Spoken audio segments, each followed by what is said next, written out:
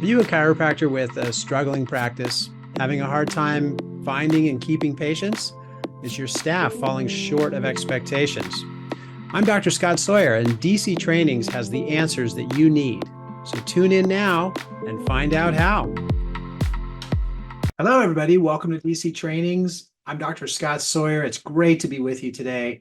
It's always just so fun for me to produce and put on these webinars for you, not only from the standpoint of coaching with you and giving you these steps to running a successful practice. Sorry, I sat down and got something in my eye. There we go. Okay. So it's not only is it always a pleasure to do that, which it is. I really enjoy coaching with chiropractors and just being part of our chiropractic community, right? To talk about chiropractic and ways that we can serve more people. But aside from that, today is a big day because we are concluding our hiring sequence, or our marketing for CA sequence, and we're actually going to talk about hiring your CA. And that's where I wanted to start today, because I want to share with you, which many of you know this feeling, but I want to share with you the feeling when you land the right person in the right seat. And it's so great to have that feeling like we just hired the best person. And because you did the steps that I've shown you and you followed the steps through completion, that means that you have that feeling. You have that feeling of possibilities, of unlimited potential, of the unknown, but in a good way. What is this person going to bring to the table? What is it that they're going to add as far as value to the practice and potential for growth, and or just potential, period, right? What are they going to add and bring to the table? And so that feeling is such a great feeling. And I want to just recognize that for a moment, because whether you're hiring to fill to fill a void, or whether you're fully staffed and you're hiring to grow to the next level, either way, there's the uncertainty of going into uncharted waters. But we want to just take this moment and recognize, because whichever scenario it is, you have that feeling of anticipation, of potential, of we're looking ahead, we're charging forward, there's good things coming. And I want to just recognize that. Now, to flip that around a little bit, all that feeling and that potential and that anticipation is also what your new CA is going to be feeling. So since those two high-level feelings are coming together right now, let's capitalize on that. Let's use that momentum to catapult into a great relationship and move forward. And what's really great about this is that in that new relationship, I know some of you are new in practice. Some of you have been in practice for quite some time. Just to recognize a couple, I want to say hello to Dr. Tetrault, Dr. Mike. It's great to see you on the call. I know you're chiming in, and it's the wee hours of the morning for you. Dr. John Kinich, you're on the call. You've been in practice for many moons, many years, so you have quite a bit of experience. Dr. Matt Glenn, you're on the call, and you have set yourself or poised yourself perfectly for massive growth happening quickly. All three of those scenarios it's necessary, or are dependent on having a great team. And when we take that kind of energy and we bring that together with a new person who's joining your team who is also full of anticipation and high hopes and wow, what are we getting into? You don't want to lose that. You want to use that, as I said, capitalize on that to launch into what can be a great relationship, and it could go on for a long time. I know we have CAs on the call today. So CAs, some of you are newer CAs. Some of you have been on CAs for many years. I know, Celeste, you've been a CA for many, many years. Emily, you're relatively new, right? And so that feeling of, hey, I just landed this great job, you might be projecting forward with that job for decades, right? This could be a career choice for you, not just I landed a job point of view. So we want to keep all that in mind as we make our final interviews, or as we go through our final interviews and make our final decision about who the best person is to hire. And hopefully by me spending that extra time to start out this today, you're realizing the importance of going through all these steps. If you've been in a position in the past where you took some shorter tracks, or you shortcut through these steps, you know that you've probably hired the wrong people. And what an uncomfortable feeling, right? I kind of built this big wow feeling that we have, but take the reverse of that and realize that if you don't hire the right person, not only will you have high expectations, high hopes, great, excuse me, projections in the future, you'll have this sinking feeling of, oh no, how are we going to get past this? Oh, I'm dreading going in to work with this person because I just know, the snowball effect, or the carnage that's going to be left when I have to pick up the pieces because that person didn't fulfill their position to the level that we need them to. So all of those things go into our topic today as we make our final decision, as we complete our final interviews, as we welcome on to our team a new player. Okay, so I really wanted to emphasize that. Now, I have to apologize because I don't have our PowerPoint up today, but I don't think that's a problem at all. We're going to go straight into the website, and I want to show you the materials that relate to the final interview process.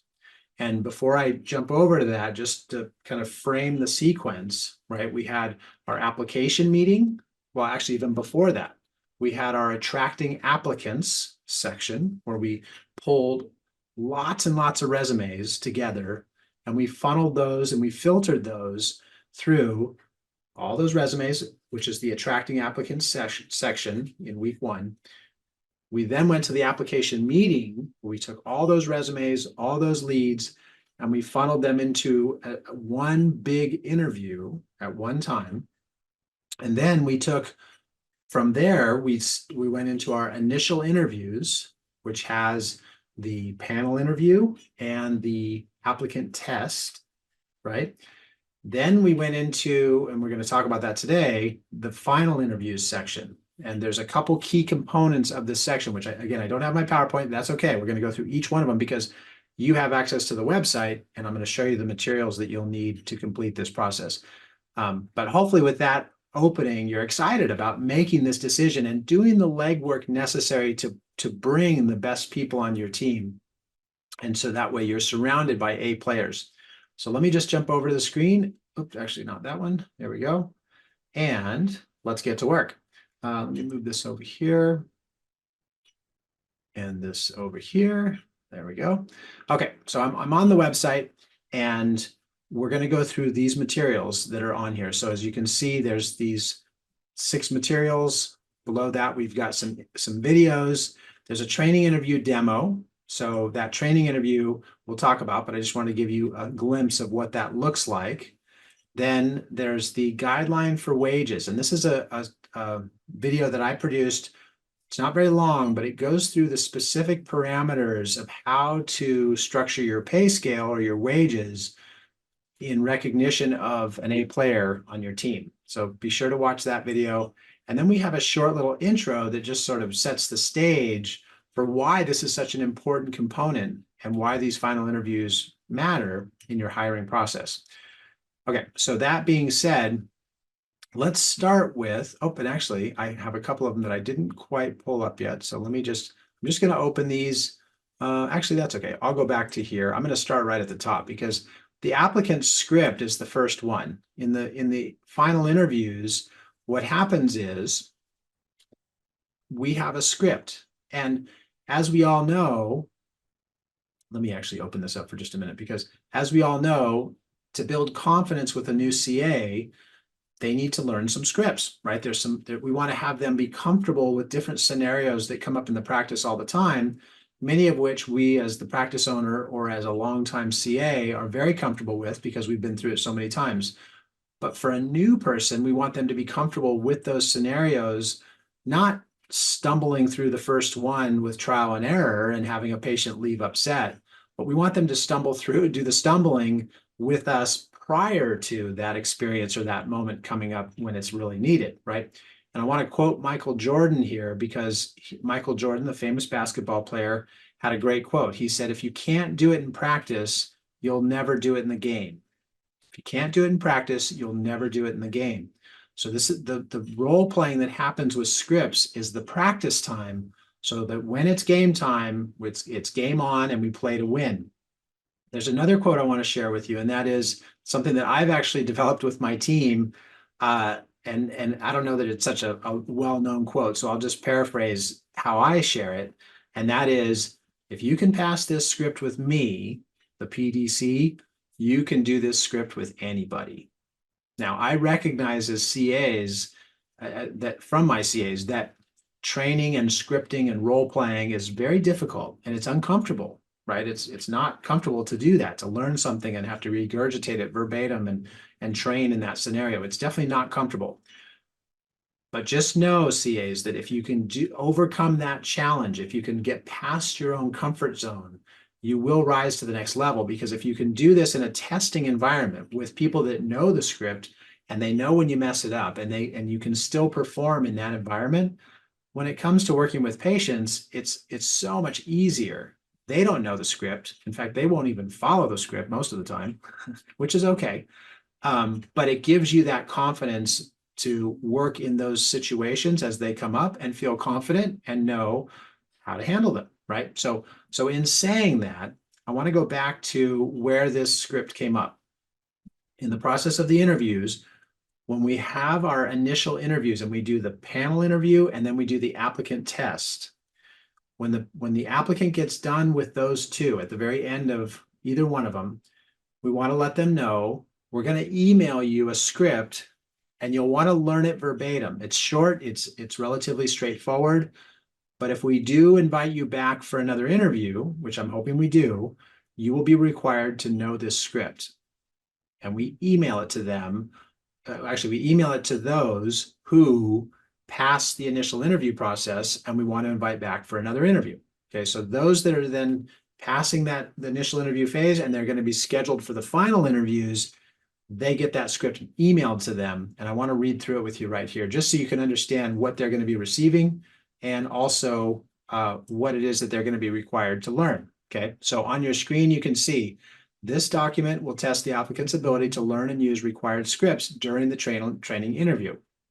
And here's the script. Hi, my name is Crystal. I'm one of the doctor's chiropractic assistants. I understand that Mary Smith referred you. Yes, she did. That's great. She's a wonderful patient and we will thank her for referring you. Now, before we get started, I have some information to provide for you about our office. We are a state-of-the-art, all-natural healthcare center, which means we do not prescribe any medications or perform any types of surgery. Our doctors are regarded as experts in their field, and because of our great results, many patients travel great distances to receive our services. You'll be in good hands here, and I genuinely hope that we're able to help you today. Now, that script is short, it's sweet, it's to the point, and it also, doctors, as B.J. Palmer said in his book, it was actually a pamphlet entitled Selling Yourself. What are we doing? We're selling you. You are selling yourself, right? As an applicant that doesn't know your practice and doesn't really know a lot about you, for them to read that script and to learn that script, what are they learning? We're an all-natural, state-of-the-art healthcare facility. We are experts in our fields. We have patients that travel from all over the place just to come see us because of the results that we get.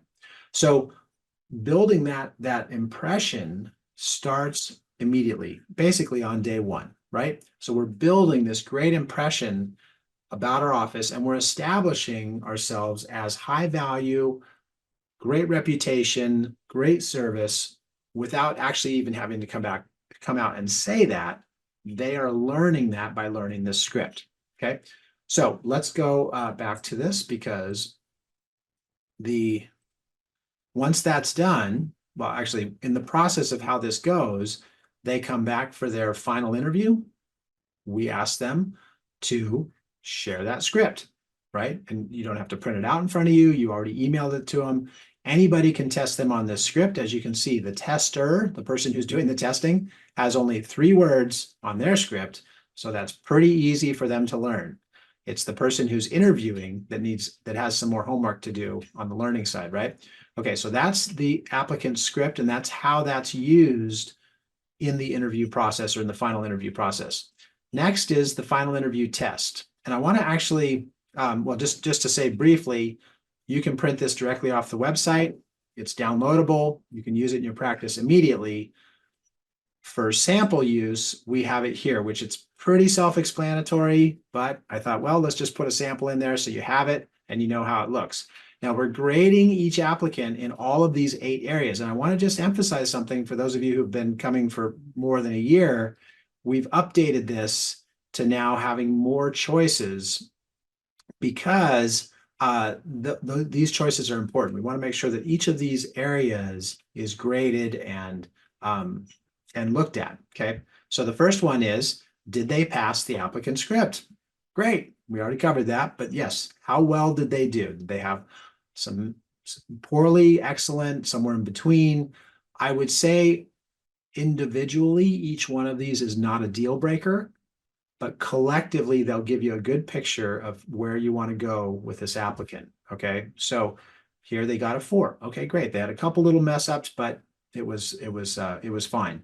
How was their eye contact with patients? Now, let me just frame how the rest of this is going to go, because the rest of this grading on this final interview test is about the experience that they have while working at the front desk. So when are we going to do this interview? We're going to do this interview in the most busy time in your practice. Okay, we want this person to, again, feel the pressure of being in a new environment, learning new things, feeling a little uncomfortable, and having some time to express themselves or rise to the challenge.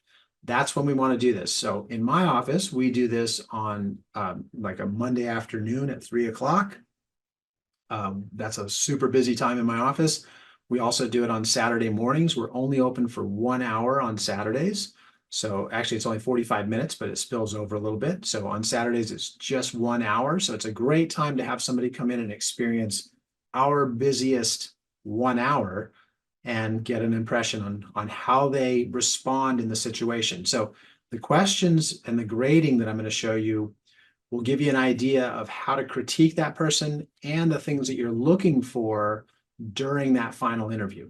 Okay, so excuse me. Okay, so let's go back to that because I want to go through these questions. These are the things that you're going to grade the person on when you're doing the interview. Okay, so how was their eye contact with patients? Was it good? Was it excellent? How was it? Did they maintain good posture, right?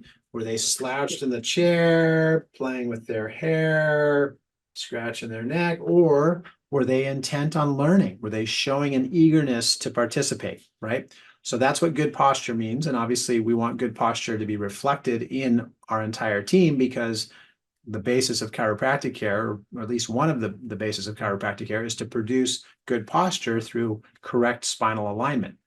Now, number 4, ask questions about general procedures, right? That's really important. Like on a 2, it wouldn't be a deal breaker, as I said, but if they got a 2 on number 4, to me, that's a big red flag.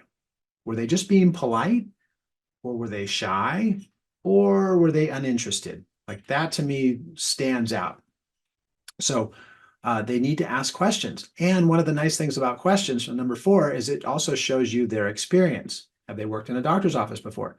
Have they worked at a reception type environment? Have they worked in a restaurant where they were the host or hostess of that restaurant, right? You want confidence, you want that ability to be upfront with thoughts and processes in their mind and ask those questions. So number 4 is a big one. Number 5, maintain focus on training and protocols during the interview, right? And it kind of ties in with number 4 because there's a lot that they're learning in a short amount of time. So are they keeping pace with what's going on? And if they're falling behind, a person who is going to be an A player, if they are falling behind, or if you say something that they don't understand, an A player won't let that slide by. They'll say, well, this might be something I'm expected to know. I better ask because I didn't understand that, right? So we're watching for 4 and 5 very closely together to see how well did they maintain focus. And for some areas that were unfamiliar to them, did they ask questions immediately to find out what that information is. Now, one thing that we also like to test, and I want to just share this with you because again, we're looking for A players, is we like to get started with this interview and we want to see if they ask for a notepad. Now, again, not a deal breaker, but what I've found in my experience is an A player will say, excuse me, do you have a piece of paper I could write some questions on? Right? Because they don't want to interrupt the flow. They don't want to be rude. But at the same time, the wheels are turning and they're thinking, wait, I don't know what that means. I want to come back to that, right? So that's another little key or clue for you that you want to keep an eye on as you're doing this interview. All right, now moving on to number 6. So number 6, how well is their short-term memory and how well is their retention memory, right? So let's suppose they're working side by side with Celeste in Dr. Knich's office. So Celeste has been a CA for a long time. She's obviously very comfortable being at the front desk and learning patients' names and being familiar with them. So if a patient comes in, and here we have an applicant sitting next to Celeste, the Celeste is probably going to say, oh, hi, John, it's great to see you today. Or hi, Mary, it's been a week. Welcome back. We're happy to see you, right? Little sidebar, I'll just say kind of for fun, but one of our office policies is we don't say, how are you? I know it's a very customary, socially accepted way of meeting people, greeting people. Hi, how are you? I'm fine. How are you? I'm fine. Okay, great. Now let's get on with what we were going to talk about. So in a busier office, we don't even have time for that. We don't, but of course we want to be respectful. We want to be courteous. We want to be personable. But we don't have time to do the hi, how are you? Fine, how are you? What we want to do is get right to it and say, hi, it's great to see you. That shows genuine interest. It shows caring. It shows sincerity without diving off into tangent conversations. So that's our greeting at the front desk. My CAs are trained on that. I'm trained on that. When I see a patient, I say, hi, it's great to see you. And they say, oh, thanks, doc. How are you? And I say, I'm fine. Thank you. I don't say, fine, how are you? And as you may know, in a doctor's office, when we say, how are you, it's supposed to mean, how are you? Like I really mean, how are you? It's not just a general conversation starter. Anyways, I digress. Just wanted to share that with you. Okay, so memorize patients' names. So obviously, when a patient comes in, as I was using the example with Celeste, and Celeste says, hey, John, it's great to see you. Then this new applicant hears John, sees the patient's file, sees that's John. John gets sent back to get adjusted. On the way out, we're going to ask this applicant to try to remember his name without cheating. And it's not a deal breaker, but to say, bye, John. It was nice to meet you. There you go. Done. That's part of the interview, right? Now, what does that do? It gives you a glimpse in terms of how well they can learn something, memorize it, and retain it. Okay, so we're testing for that. There's so much, as they say, so much buckshot to these questions, but they're very important, and they give you a really good picture of who this is that you may potentially be working with. Okay, so number 7, did they project their voice when directing patients? So what could happen, let me just frame this for you, is let's say that Celeste is at the front desk. In comes John. Hi, John. It's great to see you. Thanks for coming. So glad you're on time, too. I appreciate that. Go ahead and have a seat. We'll be with you in a minute. Okay. He has a seat. And then we turn to our applicant and say, okay, John's turn is next. Go ahead and call him up and send him back to room 1.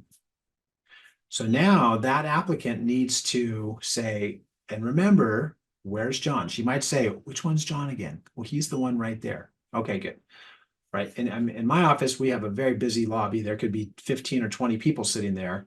And this applicant may not remember who John is. That's okay. No problem. So John's the one with the red shirt. Great. John, room 1's ready for you. Okay, thank you. And she sends him back. So back to our testing, right? Because we're watching for how well they can project their voice. That's one of the criteria that they're graded on, right? Projected voice when directing patients. How well did they do? Now, if they're being a little timid, which again, this is not a deal breaker, but it's just something to be aware of. They might say, John, table one's ready for you. And John doesn't even hear it because there's other people sitting around, or John's playing with his kids or something. John's on his phone, right? So we want to watch for that, because what are they going to do in that moment when they call out and, they're learning, they're trying to be polite, trying to be professional. When the patient doesn't hear them, what's their default reaction, right? What do? Do they go, oh, he didn't hear me. What do I do? Or do they go, John, and holler and make sure John does hear, right? So what's their response if maybe their voice doesn't project well? And this is, again, there's so many intricacies to this. What does that tell you? How fast can this person learn, right? If they projected their voice well, then that shows they have experience. Maybe they don't need to learn as much. But if they don't project their voice well, how fast do they realize, based on the size of the room and the number of patients, how fast do they realize that they need to change their tempo and their volume to make sure that they do get the job done, right? These are things we're watching for, okay? Now, let's go back. We've got one more, and that is also very important, and that's number 8. Appeared comfortable with pace and general office flow.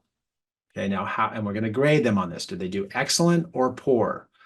So why is this so important? Well, there's a lot of different style practices out there. Some of you have larger practices with lots and lots and lots of patients, hundreds of patients a week, 1,000 patients a week.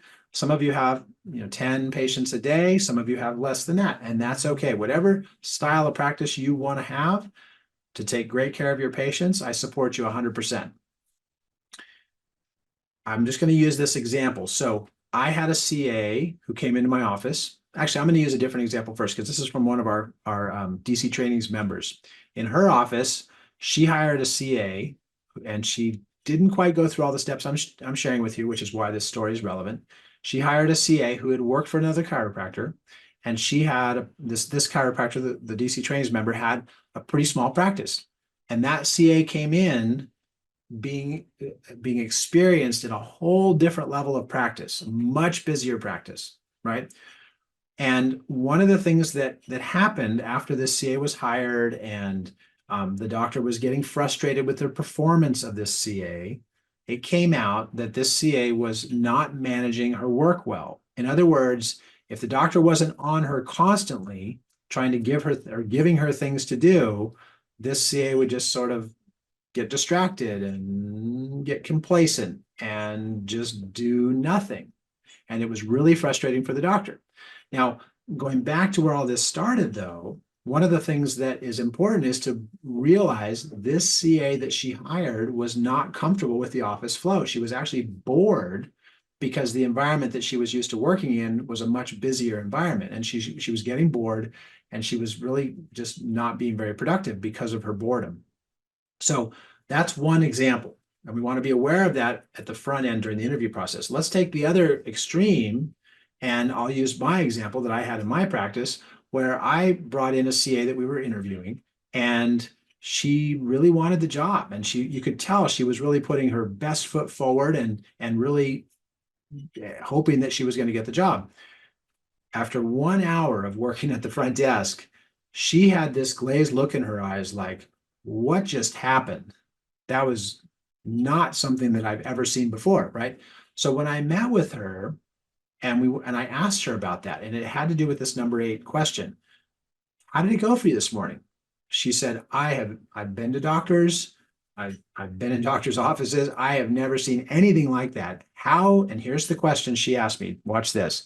She said, how can you possibly take good care of your patients when you spend that little time with them? Now think about that. Already she was making a judgment call on my style of practice and how we operate based on what she experienced as a first impression. Now, moving forward, maybe she could overcome that. Maybe she could learn to go past it. But what is her default tempo going to be moving forward? If she were hired, most likely she's going to be trying to put the brakes on, not out of bad intentions, not out of lack of skill, purely on her impression that someone who spends a minute or two with each patient, there's no way in the world they could be providing appropriate chiropractic care. See, and that fleshed out right during the interview process. Okay, so I share these things with you so that you can not hit these speed bumps and suffer the consequences. I share these with you so that you can recognize how to do an effective interview and recognize these red flags, or recognize that you have the right person for the right job and they're going to be in the right seat. Okay, the A player, as we call it. All right. So we're going to shift over for just this last section because I want to talk about two more topics. One is the reference questions. So let me just go back to the website and just show you. So on the reference questions, that I have a sample one and I have the actual questions. Okay. The sample is nice because it gives you some sample answers. So you can kind of get some basis of how these questions are often answered. But I want to set the stage first by just letting you know it's critically important that you do these reference questions. And the point of doing them is to not only call references of who the applicant put on their application. They'll put those people down that they're close to and that they know will say good things about them. What's important about reference questions, in addition to calling those references that they put down, is to call employers, past employers, critically important. And there's a basis for what you want to ask in those questions. You want it, and I'll show them to you actually. Let me just go back to sharing the screen because you want to make sure that you do this part of the process and ask, excuse me, these questions. Okay. So let's go to those questions. And this would be a past employer, or it could be a current coworker, or I'm sorry, a coworker at their current place of employment, right? That's fine. If they don't want you to call their current employer for obvious reasons, their employer probably doesn't know they're looking, ask who you can talk to at their place of employment that can be a good voucher for them. Okay, so don't just skip over that if there's, because you can imagine if somebody's worked somewhere for 10 or 15 years, they've evolved with that position, they've learned a ton. And if that employer doesn't know that they're leaving, well, you can't go back and only call references from before 10 or 15 years ago because that's so long that this person's probably changed to some degree over that time. So you need to talk to somebody at their place of employment who is okay and understands that about the situation. So what are some of the strengths or assets that you like about this applicant? Tell me about the good things. Tell me why you like them, what they do well. And I'll just add one piece to this. If you're taking notes, ask them how, when they say that, okay, they work hard, they're very productive, great to be around, great with customers. Okay, perfect. How is that measured in their current employment? Now, I want to give a shout out to Dr. Kinich. Thank you, Dr. John, for the book, Measure What Matters. For everybody on the call, if you want to read this book, it's a great book. It's called Measure What Matters, and just an excellent book. But there's other books that you can get this information from as well, but I just wanted to share this with you. There's another book that I read before that that I also want to make a reference to, and that's the book called Top Grading. Top Grading, there's two books, and the third is called First Break All the Rules. So for you avid readers out there, Measure What Matters, Top Grading, and First, Break All the Rules. Three great books, but you don't have to read all the books. You can also just use this because I'm giving you the Cliff Notes, or as we call them in DC trainings, the Scott Notes, and you can use those instead. Okay, so what are some of the strengths and assets that you like and respect about the applicant? And how is that measured, or how was that measured in their position? Now, what are some of the shortcomings or weak area, or, I'm sorry, what are some of the applicant's shortcomings, weak points, or areas for improvement? So in other words, what kinds of things do we want to avoid so we don't make any mistakes in terms of bringing them up to speed quickly? Now, I want to just stop for a moment and share this with you, because if you're calling references or you're calling past employers, they're obviously, their first inclination is not going to be to say negative things about this person, because, I mean, unless it was really bad, because they want to help them get the job, right? So it's okay to give the impression in going into these phone calls that you are hiring the person. So, and let me give you an example, because I don't want you to overpromise, and I certainly don't want you to say anything that's untrue. So a way you could say that is you could say, Celeste has recently applied for a position, and we're really excited. She actually has the qualifications that we're looking for. She seems like she could be a great fit, so we're looking forward to hiring her. Now, did I say we hired her? No. Did I say we are going to hire her? No. I said we're looking forward to hiring her. Now, to continue that script, if you will, what are some of the positives that you can share about her so that we can bring her up to speed as quickly as possible? Now, did I say I'm going to hire her? No. Did I say that we are bringing her up to speed as quickly as possible? No. I'm just saying so that we could bring her up to speed as quickly as possible. Okay, great. It makes a comfortable environment for the person to openly share. Now, let's flip to the next question that I just shared with you. If you could help me to avoid any speed bumps, what would be the shortcomings or challenges that you could help me with about this person so that we can try to avoid them? Okay, what are some of the speed bumps or challenges with this person, or where do they have trouble, so we can try to avoid those speed bumps when we bring them up to speed? Okay, I didn't say I hired them, but I'm framing it in a way that makes it sound like potentially we've already hired this person and we just want your help to get them on board as quickly as possible, right? So you can frame it in that way so that the person you're talking to feels comfortable with openly sharing the information with you. Now, of course, there's legal questions, or there's legal limits to what you can ask and what you can't ask. And I'm not going to give you any questions that go against that. I want you to stay within the legal parameters of what you can ask. But at the same time, if you can develop a good rapport with the person you're talking to and they openly share, that's not on you. That's just because they're comfortable talking with you. And that's a great thing. Okay. Let's continue. I'm not going to read all of these, but I want to point out a couple of them. So here, please rate the applicant's resourcefulness. In other words, their perseverance, independence, adaptability. What is this saying? This is a question that's geared around how fast can we train this person? Because we need someone to be on board now. We don't want to get stuck in the mud, and we need them to learn a lot quick. Now, I'm not saying it literally like that. I'm actually saying it in a much more soft and positive way by asking this question, but you want to get a rating on that, right? To continue on, right here, please rate this applicant's managerial abilities. Now, you might not be hiring it for a manager, but you want to know how well they work with teams, right? They are going to have coworkers. They are going to be working with other people. So you want to know, do they take a more assertive position? Like how is their, here you go, leadership? Are they trainable? Are they intolerant to incompetency? Are they into goal setting and team building efforts? These are qualities that you want to look for in a CA that's going to be with you a long time, right? So why not ask about that? This is a good time to ask, especially getting this information from a previous employer or coworker. And then the last one I want to share with you is, would you please clarify what the person's responsibilities and accountabilities were in this position? Now, I'm repeating what I said earlier, but it comes up here again because we don't want to gloss over this, right? And that goes all the way back to here. What are some of the strengths and assets that you like about the applicant? And how was that measured?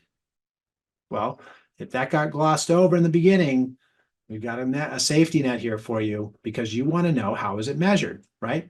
And I want to just kind of we're coming in for a landing here because I want to wrap up with this, in that when we hire somebody, we want especially in a chiropractic environment, we have patients coming in. These are individuals, they're suffering, they want help, they need help, and they want to take their health to the next level. So in all instances, we want to have people on our team that go the extra mile to meet those needs, right? I want to just share a quick little story with you, and I know you guys will appreciate this because this morning I don't see patients on Thursdays. It's our admin day. We do all of our back office stuff on Thursdays. This morning, we had a patient call and she was really hurting. And my CA said, I'm so sorry that you're hurting. We don't see patients today, but I'm sure that the doctor would like to see you and help you out. So right before our webinar today, my CA walked back and she said, Anna's here for her adjustment. She was really hurting and I fit her in. I hope that's okay. And of course I said, great, right? I'm happy to take care of her. I want to take care of her. And that's what we're here for. So we want to find out from our potential applicants, will they go the extra mile? Are they okay with that? And how were their contributions to whatever business it was that they were working in? How were those contributions measured to show that they go the extra mile. Okay, so that's why that's so important. Now let's jump back over and we'll wrap up. This is a good time though to ask if you have any questions. So if you have questions, please raise your hand, type it in, and we'll go from there. But I want to just wrap up here. So I did also put in the sample. So when you go through those questions, you'll see based on these answers what an excellent response looks like, a good response looks like, and you'll see how, actually right here. Okay, this one I want to just emphasize. Number 10, we were talking about this. So clarify what the applicant's responsibilities and accountabilities were in that position, reception. Now, a follow-up question to that is going to be, how was that measured, right? Well, I took the number of customers that we processed each day and I doubled it. Wow, that's great. Okay, so if you want to just pencil that in on this page right here, how is this measured? This needs to have a number. Just showing up and clocking in and clocking out is, yes, it's a role at the reception, but it doesn't show how it was measured and whether that person made a meaningful contribution to the business that raised that number, raised the bar, increased the business, increased profitability, increased patient visits, increased new patients, right? When we hire somebody new, it means we want to bring our numbers up, right? So that's why that question's there. Let's jump over to here. This is the employment agreement, which it does say sample on it. And the reason why it says sample and it's watermarked is because there's a lot of different employment laws in different states and even different countries. So I want to make sure that you have this information handy. But I also want to make sure that you have your legal counsel review it so that the document itself can be considered a legal document in your state or in your country. So just make sure that your legal counsel reviews this, approves it. That's why it says sample on it. But this covers all the different components of how a person's employment is structured. Everything from vacation to wages to time off to patient confidentiality to patient records to break times, meal times, all of it. It's all in there. And I'll even add one more thing because there's we're going to get into this a little bit later, but in our section, sorry, I was exercising this morning and I think I dehydrated myself. I apologize. But in an upcoming section, we have another one that's specifically for the DC. So if you're hiring an associate, use the DC employment agreement. And that has kind of the same parameters, but it's specific to the chiropractor as opposed to a CA or another position. Okay, so that is all of I'm sorry, and one more thing, because we mailed out your packets to you ahead of this module, so you received those in the mail. The employment agreement is not in that pre-printed material packet. It's actually something that you would download directly off the website, and that's where it's contained. It doesn't actually get printed out and sent to you. The other ones do, but that one you'll need to pull off the website. For all of you who use Indeed, there's a trick with it. And what happens is they'll send you a ton of resumes. You have, I think it's 24 hours to either decline them or you'll be charged for them, right? So with Indeed, they don't charge you per resume. They charge you for the resumes that you keep. And I think it's after 24 hours. So if you're getting, as Dr. Glenn says, 70 resumes coming in, and you don't want to call every one of those, you don't have time for all that, right? So what you do is you filter through them with the two factors I gave you. The two factors is their physical address within a 30-minute commute during rush hour from your office, and number two, have they had more than 3 jobs in 2 years? Those two things right there, automatically you can go through and you can decline many of those resumes, which means that through Indeed, you won't be charged for them. So you can keep your costs down if you stay on it and get through and get and stay on it and just look at them and review them. And for the ones that fit the right criteria, those I just choose, there's a checkbox, which means accept, it turns green. So I just go through and check, or decline. And now I have a funnel that's starting to filter down my list. And those are the only ones that I'm charged for with Indeed. So Anyway, so I unmuted your line again, but I just wanted to share that insight with you because Indeed is a great resource for hiring. Okay, great. It's good to know. Yeah, and you can keep your costs down that way. Anything else? No, what, how do you usually, how long do you keep it posted for before you transition over into like closing out the job and collect and going through the resumes? So usually about 2 weeks. Okay. Because and for that you want to look at the hiring sequence, which shows you the timeline to follow. So if I mean, it could go up to a month, but generally speaking, if somebody gave their 2 week notice and they were leaving, or if we posted an ad, I'm going to give it about a 2 week window to accumulate all the resumes, or a little bit longer. But during that 2 weeks, I'm staying on it with every resume that comes in, and I'm filtering them, filtering to get it to funnel down from there. Okay. Okay. That makes sense. And you can reference the CA hiring sequence for that too. Okay. Cool. Thank you. Of course, you're welcome. Yeah, great input. I'm going to just ask for any questions. We're running up against the hour, so I don't see any questions. I'm going to wrap up. So that wraps up our final interview segment. And I apologize, I don't have the PowerPoint, but on the PowerPoint I have a last picture which has a CA, and she looks like she's freaking out, right? And I say that was in good fun, because when you hire somebody and they come on board, they're realizing, I've got a lot to learn. I've got a lot to do. This is really exciting. It's a big wow moment. And not to mention, we've chosen this person out of a huge group of people, which they have now witnessed. So they're thinking in their mind, of however many people I saw, let's say Dr. Glenn said 70 resumes, out of 70 people, I was the one chosen for this job. Since I was the one chosen, I must be pretty special. And guess what's going to happen from that? By going through this process, you are going to hire an A player every time, and they're going to hold on to that job. And why is that important? We've all had days where we woke up in the morning and didn't want to get out of bed and go to work.